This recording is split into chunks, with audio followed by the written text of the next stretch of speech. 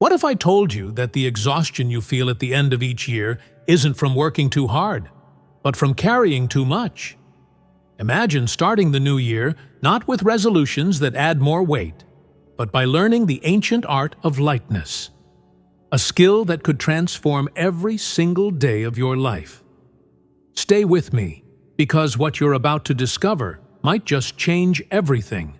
If you're ready to learn how to move through life with grace and ease, hit that subscribe button, leave a comment below sharing what weighs you down most, and give this video a like so we can spread this message to others who need it. Picture a river flowing effortlessly around rocks, over falls, through valleys. It doesn't fight.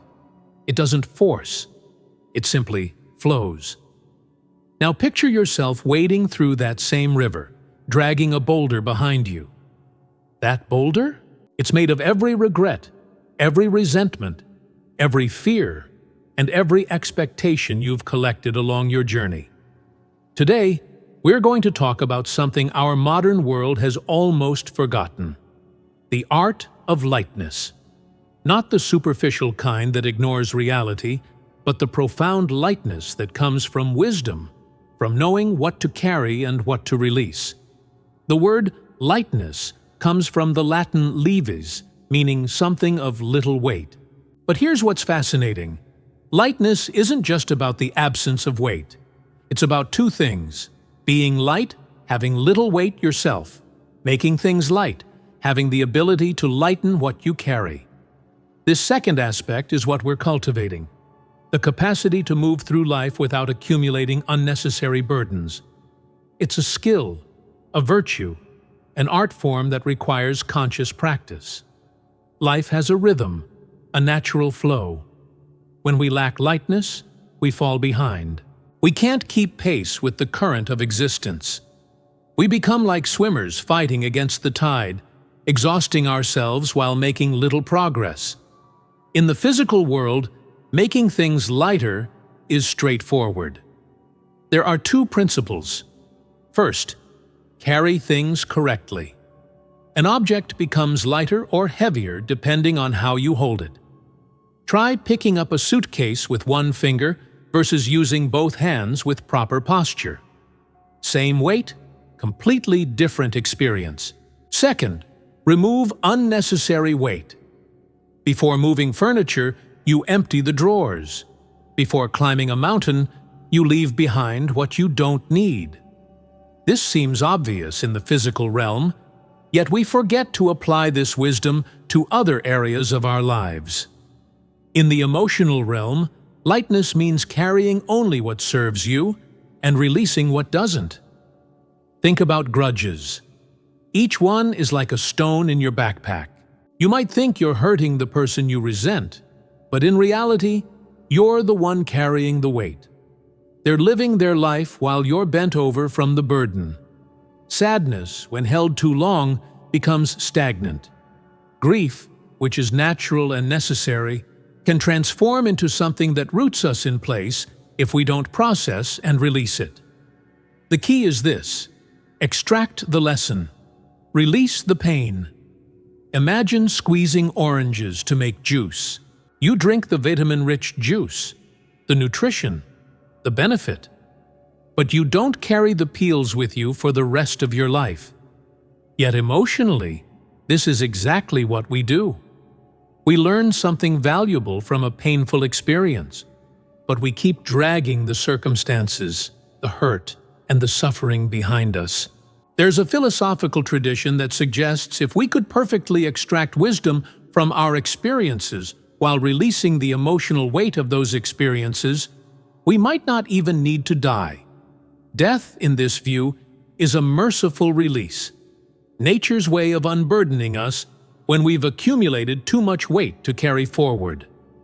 The mind can become our heaviest burden. Two particular patterns create immense weight. Circular thoughts. These are ideas that loop endlessly in your mind. An obsessive worry, a recurring anxiety, a question you've asked yourself 1,000 times without answering. These thought loops are exhausting. A single day with a circular thought can drain you more than a day of physical labor. Here's a practice for circular thoughts.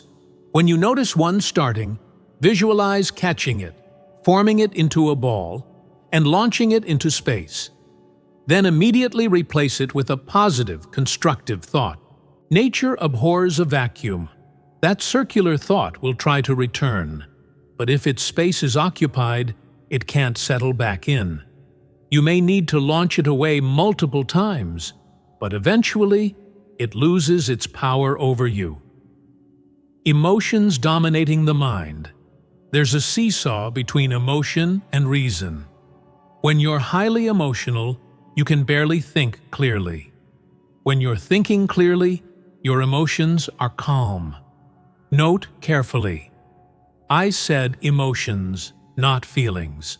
You can think with perfect clarity while experiencing elevated feelings like love, compassion, or wonder. But base emotions, rage, jealousy, obsessive passion, these hijack your mental capacity. They're heavy. They cloud everything. Let's explore something subtle but powerful. How past experiences create weight that affects our present perception. Imagine a child who was bitten by a dog. The experience wasn't properly processed. The fear wasn't understood or released. Now, as an adult, even a small, friendly puppy triggers that same terror. The mind has created an equation. Dog, your feet, danger. But this equation isn't always true. Our traumas create these false equations. They're like colored lenses we don't know we're wearing. We think we're seeing reality, but we're seeing reality filtered through unprocessed pain. This is particularly dangerous when facing new situations. We project old fears onto new circumstances. We meet someone who vaguely reminds us of someone who hurt us, and we treat them with undeserved suspicion. We face a new opportunity that resembles a past failure, and we sabotage it before it begins. What old wounds are you projecting onto your present circumstances? Fear is perhaps the heaviest emotion we carry. It makes small obstacles appear as insurmountable mountains. It can paralyze us completely, stopping all forward movement. But here's something remarkable about fear. It often points toward exactly what we need most for growth. Like a compass, fear frequently indicates the direction of our greatest potential. So we must learn to interrogate our fears. Is this thing necessary for my growth and development? If yes, then I am capable of it. If something is necessary, truly necessary, for your life path, then the fact that it has appeared means you have the capacity to handle it. Life doesn't throw challenges at you that are genuinely impossible for you to overcome. If a ball is thrown at you and it hits you, it's because it was at your height. If it were too high, it would sail over your head. However, if you're seeking unnecessary risks, adventures outside your actual needs, then fear might be wisdom cautioning you. The question is always, is this necessary? For everyday, smaller fears, I have a technique that works remarkably well. I'll share a personal story. When I first got my driver's license, I was terrified to drive. I'd passed the test, but I couldn't bring myself to get behind the wheel. One day I asked myself, why am I so afraid? What's the worst that could happen? At the speed I would drive, the worst I could do was maybe run over a slow-moving turtle. Nothing catastrophic. So why the terror? I realized I was afraid people would think I was a bad driver. So I stood in front of my mirror and said it. I'm a bad driver. I'm a bad driver. I'm a bad driver. The fear evaporated. If someone said, "You're a terrible driver," I could respond, "You're absolutely right." There was nothing left for fear to threaten me with. The principle: when the feared loss is small and acceptable, accept it preemptively. Fear loses its leverage over you. Starting a new job? Afraid of being seen as inexperienced? Stand up and announce, "I'm new at this, and I'm going to make mistakes." Now, no one can surprise you with that truth. You've already owned it. When we meet someone new, we often immediately categorize them. Oh, they're from that city. Everyone from there is cold. They work in that profession. All those people are boring. These labels are weights we place on relationships before they even begin. They're complete fantasies, yet they create real barriers. No one is identical to anyone else. Every human being is utterly original. When we label people based on their origin, profession, or any external characteristic, we blind ourselves to who they actually are. Worse, we try to force them to fit our label. We don't listen to what they're saying or observe who they're being. We're too busy confirming our preconceptions. Empathy removes weight from relationships like nothing else. When someone acts in a way we don't understand, it creates tension. We feel hurt, confused, angry. The relationship becomes heavy. But when we develop empathy, when we step into another person's psychological framework, everything changes. We understand that given their history, their current circumstances, their way of seeing the world, their actions make perfect sense. This doesn't mean we must agree with them or condone harmful behavior. But understanding removes the personal weight. We can say, I see why you did that, given your perspective. Here's how I see it differently.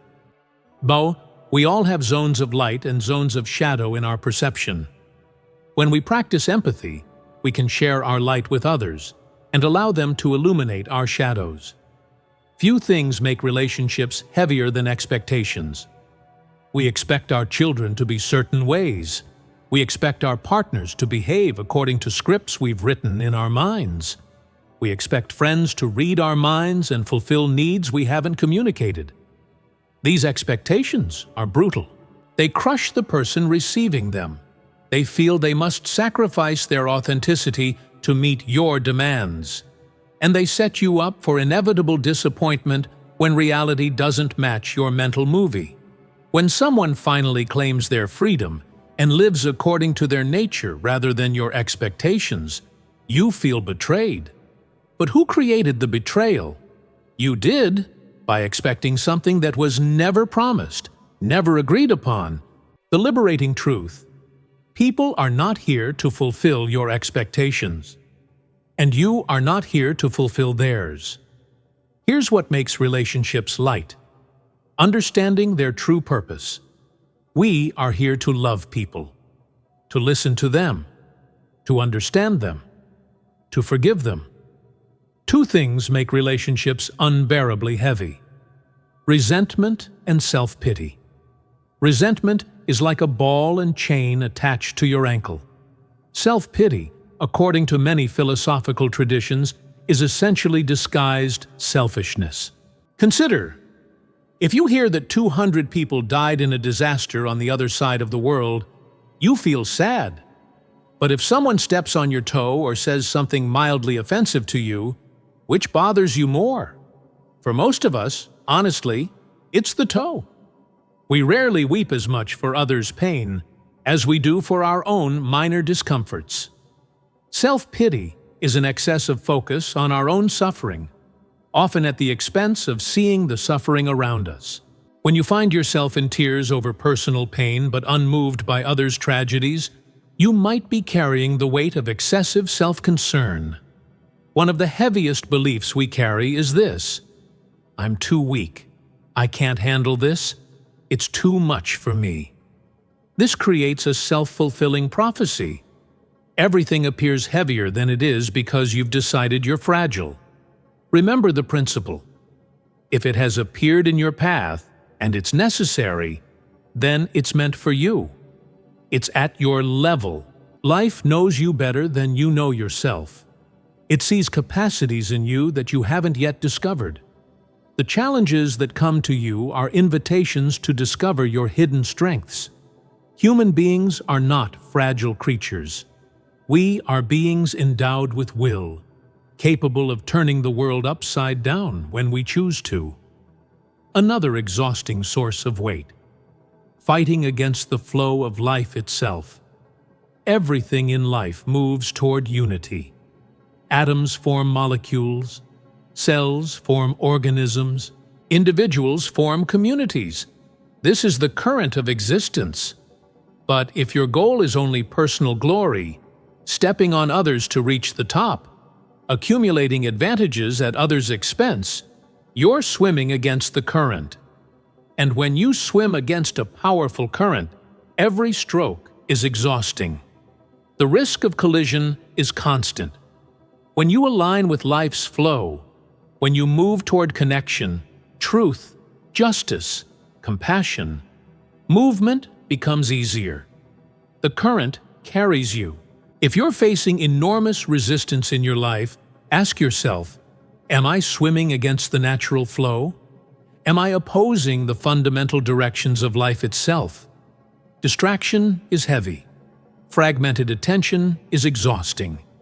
We live scattered, body in one place, mind in another, heart somewhere else entirely. We're never fully present anywhere, and so we never fully experience anything. I think of university students in libraries, sitting in those cubicle desks designed to prevent distraction. But students would write on the walls of the cubicles, and other students would read those writings instead of their books. We'll find any excuse to escape the present moment. Carl Jung spoke of having body and mind together. This is what we've lost: the ability to be whole in each moment, to taste life as it unfolds.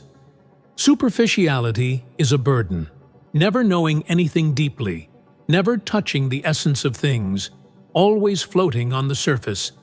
This creates an existential weight, a sense of meaninglessness. Practice concentration. Be entirely where you are. This single skill will make your life immeasurably lighter. Anxiety roots us in an imaginary future, stealing the present. Nostalgia chains us to a past that no longer exists, also stealing the present. Imagine a student so focused on graduation day that they can't pay attention in class. They dream of being a great professional while being a mediocre student. How can you have an excellent future if your present is mediocre? The best way to create your ideal future is to make every present moment ideal. Pour yourself fully into now. Similarly, nostalgia, constantly reliving past moments, prevents you from engaging with what's here today. Your goals and dreams should be directional references. Check them periodically to ensure you're heading the right way. But don't live in them. Live in your actual steps along the path. Here's one of the heaviest realizations: discovering you've wasted your time. At night, you reflect, what did I do today that mattered? I had the whole day free. Did I read something meaningful? Connect with someone I love? Create something? Learn something? Serve someone? And sometimes the answer is nothing. Absolutely nothing of value. There's an ache in your heart because you know time is life. When you waste time, you waste life itself. And life is too precious to squander. This is often what weighs on us at year's end. We look back at 12 months and ask, what did I do with this year of my life? Did I add value to the world, to others, to myself? Or did I just push through days without intention, awareness, or purpose? Learning to value your time, to put life into your hours. This is essential for lightness. The opposite, empty time, creates profound heaviness. Some people believe temperament is a life sentence. I was born angry, so I'll die angry. I was born anxious, so I'll always be anxious. This is false. You are not a log floating down a river, helpless against the current. You are a boat. You have oars. Those oars are your will, your determination. The difference between a log and a boat made from the same wood is that the boat can navigate against the current. You can modify your temperament. A choleric person can become balanced. A stubborn person can become flexible. A pessimistic person can cultivate hope. Yes, you may have been born with certain inclinations. The stars may incline, as the ancient saying goes, but they do not determine, because humans possess will. Whether it's astrology, genetics, family patterns, or childhood conditioning, none of it is a final verdict. These are starting points, not destinations. One practice that creates tremendous lightness: guaranteeing yourself as human. What does this mean? Making a promise to yourself. Whatever comes through the door of the future, I will respond as a human being, not as an animal. My higher self will lead, not my reactive, survival-driven self. Sign your name to this promise. Commit to responding to any circumstance with your most human qualities: reason, compassion, wisdom, courage. This commitment liberates you. You're no longer at the mercy of circumstances. You've already decided who you'll be, regardless of what happens. Pessimism is always expecting the worst. And when you expect the worst, you unconsciously create conditions for the worst to arrive. Morbidity is seeing only the shadow side of everything. Yes, everything in the manifest world is dual, containing both light and shadow. But morbidity is the vice of deliberately focusing only on darkness. Both are habits that can be broken. They're not personality traits, they're practiced patterns of perception. There used to be an expression: wallowing in misery. Someone would have a fight with their partner and spend the next 3 days in bed, replaying the argument, crying, savoring their sadness. This is different from processing grief or working through genuine pain. This is indulging in suffering, cultivating it, feeding it, enjoying it in a perverse way. Don't mistake this for deep feeling. It's actually shallow. It's being stuck on the surface of experience rather than extracting its depth and meaning. When pain comes, feel it. Examine it. Extract its teaching. Then keep walking. Don't build a house in your pain and invite it to stay forever. Here's something that creates profound weight in your consciousness. Knowing someone was suffering and doing nothing. You heard a friend was sick, depressed, struggling, and you thought, I should reach out. But you didn't. You were too busy. You had other priorities. Later, especially if something tragic happens, you think, I could have done something. I could have at least tried. This is often what hurts most when we lose someone we love. Not what they did to us, but what we failed to do for them. Question your priorities. A human being in your life who needs your attention? What could genuinely be more important than that? Indifference creates guilt, and guilt is a weight that grows heavier with time. One source of unnecessary weight: continuing to torture yourself over a decision you've already made. You thought about it carefully. You considered all relevant factors. You made the best choice you could with the information you had. You acted. Now walk forward. Don't keep second-guessing. Even if the decision turns out to be imperfect, you'll learn from it and make better decisions in the future. You cannot go backward. That direction doesn't exist. Once you've made a conscious, considered decision, honor it by moving forward without regret. One of the most profound sources of lightness: learning to see the beauty in life's details. When you're fully present, body, mind, and soul together in the moment, you begin noticing things you usually miss. Small miracles, subtle gifts, the architecture of a leaf, the way light falls through a window, a child's laughter, a bird's song. Ancient traditions teach that if something exists in your experience, it has something to teach you. If it had nothing to offer, it would have been removed from your life. These simple things, a view from your window, a scene on your way to work, nature's details, a pet playing, contain profound beauty. Children and animals know how to appreciate them. We adults have forgotten. When we recover this capacity for detailed attention, for wonder at the ordinary, life becomes light. Because we realize that despite any adversity, life is constantly giving us gifts, continuously offering beauty, always teaching. This recognition that life is generous creates lightness like almost nothing else. In essence, lightness comes from loving life. The Stoics called this Amor Fati, love of fate, love of life exactly as it presents itself, not loving only the pleasant parts, but loving the whole experience, learning to dance with whatever comes.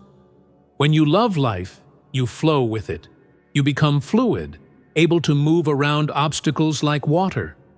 You allow life to carry you while appreciating the beauty of each moment. We are meant to be fluid beings, not rigid, not resistant, but able to adapt, to bend, to flow. As you look toward your future, toward your new year, love it. Say to yourself, "This will be the year I grow. This will be the year I emerge larger than I entered. The end of this year will not find me in the same place the last year left me. I will flow through this time. I will put life into my time. I will arrive at the other side having expanded." This is what it means to face life with lightness. As one year ends and another begins, this is my invitation to you. Leave behind the burdens you've been carrying, the physical clutter, the emotional wounds, the mental loops. Release what no longer serves you on the physical plane, the possessions that weigh you down, the commitments that drain you without purpose. Release what no longer serves you on the emotional plane, the grudges, the self-pity, the unprocessed pain. Release what no longer serves you on the mental plane, the circular thoughts, the limiting beliefs, the fearful projections. Face your future with lightness. This is perhaps the most productive and favorable wish I can offer for your new year. May you learn the art of lightness. May you discover what to carry and what to release. May you flow with life's rhythm rather than fighting against it. May you make every present moment count. May you see beauty in small things. May you love deeply and forgive quickly. May you believe in your capacity to handle whatever comes. May you extract wisdom from every experience while releasing the weight of the experience itself. May you live fully present, with body, mind, and soul together in each precious moment. May your year be filled with realizations, with happiness, and above all, with lightness. If this message resonated with you, I encourage you to do 3 things right now. First, hit that subscribe button so you don't miss future content that can help you continue this journey toward a lighter, more conscious life. Second, leave a comment below. Tell me, what's the heaviest burden you're ready to release as you step into this new year? Sharing it begins the process of letting it go, and your words might inspire someone else to release their own weight. Third, give this video a like and share it with someone who needs this message. You never know whose life might be transformed by learning the art of lightness. Remember, you are not meant to go through life bent over from the weight of unnecessary burdens. You are meant to move freely, to flow, to dance with life itself.